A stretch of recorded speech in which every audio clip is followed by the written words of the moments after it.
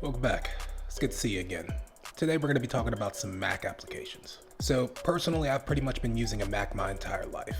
And over that time, I've downloaded hundreds, if not thousands, of different apps. I'm definitely a sucker for an app that claims to increase productivity or help save time. But as you can imagine, not all the apps that I downloaded were worth keeping. But the 5 that we're going to talk about today have held up pretty strong for me over the years. And especially now being back in school, they have helped me tremendously throughout the semester. But before we get started, I do ask if you find any value in this video that you press the like button for me. That would be extremely helpful to me as I continue to try to grow this channel. But with that said, let's go ahead and jump into my 5 favorite Mac apps and utilities. And the first app we're going to start with is Text Sniper.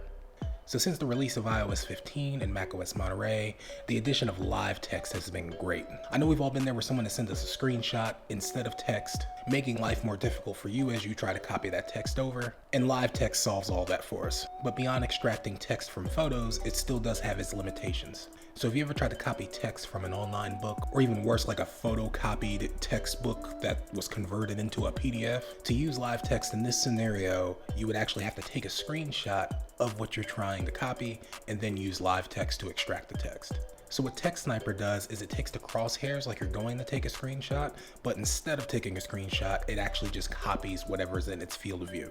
So for instance, if there's a term that you don't understand, then you need to copy it and Google it to get some more information about it. It makes it very easy to go ahead and grab that block of text and insert it wherever you need to. And to be honest, I use that functionality more than I use the regular copy and paste function on my Mac now. Alright, the next app to make this list is OneSwitch. So this is a pretty straightforward app. What it does is add some quick toggles in your menu bar for some quickly accessed functions that you may use. And again, now that we have macOS Monterey, a lot of what this app offers is built into the OS now. But there are a couple options that it has that I tend to use quite often. The first being the screen clean function. And all that does is it turns my screen completely black so I can see any marks on it, and it totally locks up my keyboard so I'm not accidentally pressing buttons while I'm cleaning it.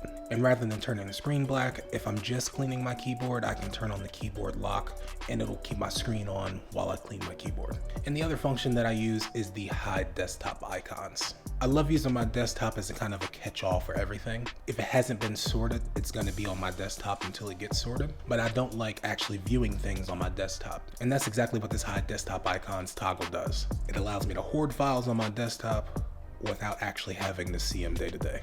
And that's really all I use this app for, but I use it a lot. Also, if you're interested in removing your desktop icons, you don't have to buy this app just for that. There is a very simple terminal command that you can use to turn them off. All right, next app up is Nume. And honestly, I can't say enough good things about this app. Basically, the best way to explain it is this is a quick note application. It lives up in your menu bar and you can use a page to type out whatever notes that you want. One of the cool things about the app is that if you're familiar with any type of programming language, you can use it in a very similar fashion. You can comment out lines like you would do in Java or Python. But another cool thing is that you can actually use this to convert things like currencies. The app recognizes a lot of different currencies and units of measurement built in. So you can literally type in things like 100 meters to inches or something like that. I tend to use it often just for quick calculations. I'm always crunching numbers, so it's nice to have that app available to me. But I also kind of use it like a sticky pad for, quick memos and things when I need access to them. I really don't know how else to sell you on it. I feel like if this is an app that you'd be interested in, you're already hooked. So, the only thing that I do not like about this app is that there's no iOS version yet. It'd be nice to be able to sync my app details through iCloud and be able to use it on my iPhone. All right, next app up is LastPass. So LastPass is just my password manager of choice. There are really no shortage for password managers on the App Store, so take your pick. I've tried quite a few and this is the one that I ended up on. Primarily what I've noticed is that LastPass has one of the more reliable Safari extensions. Some of the other password managers like Dashlane, for instance, I had a big issue with being able to fill in my password on certain websites for some reason. And because this password manager is not just limited to Apple software, I'm able to use it on any other devices if I were to switch platforms in the future. LastPass also has a pretty nice password sharing feature. So for those of you who are going half on these subscription services, you can use LastPass to share passwords quickly and easily and securely. All right, and the last app to make this list is Things 3. So this is my reminders and to-do app of choice. And although it's a third-party app, it's about as first-party looking as it gets. They're frequently updating the app, and the UI is just better than any other to-do app that I've tried. For me, when finding a to-do app, it was nice to have one that was feature-rich, but not too feature rich where you're intimidated to use it. It always sucks when you spend so much time setting up a new system just to never use it because it's overly complicated. So Things 3 allows me to set up different areas of my life and organize my list how I want. But my favorite feature about the app is that I can have a due date and a due date. A lot of to-do apps will allow you to either put in a deadline or the time that you're going to do the task, not both. So with Things 3, I can actually set deadlines, but also set different milestones so I'm actively working toward completing the project before its due date. And the biggest downside to this app is that it's a pretty big investment. Lucky for us, it's not a subscription model, so you only have to pay for it once, but you do have to pay $50 for the Mac version, and I believe it's $10 for the iOS version and another $10 for the iPad OS version. So yeah, you pretty much have to buy it on every device that you're going to use it on, but updates get pushed out frequently and you never have to pay a subscription. And that wraps up the list of the top 5 apps that I use on my Mac.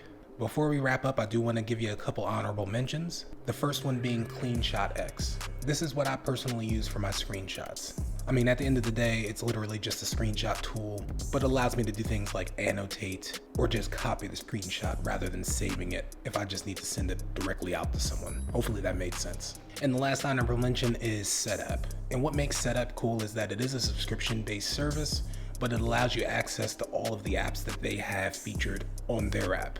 It's literally like a toolbox of apps for just about anything that you can think of. And the big reason that I mention it is because Nume, TechSniper, and CleanShot X are all included in Setup if you get a subscription.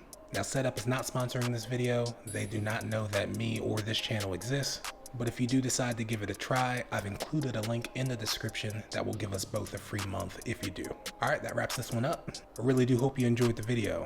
I know a lot of these things do seem minor, but they do save you seconds, which adds up to minutes, which adds up to hours, and eventually days. So I really do think that a lot of these will save you some valuable time if you give them a try.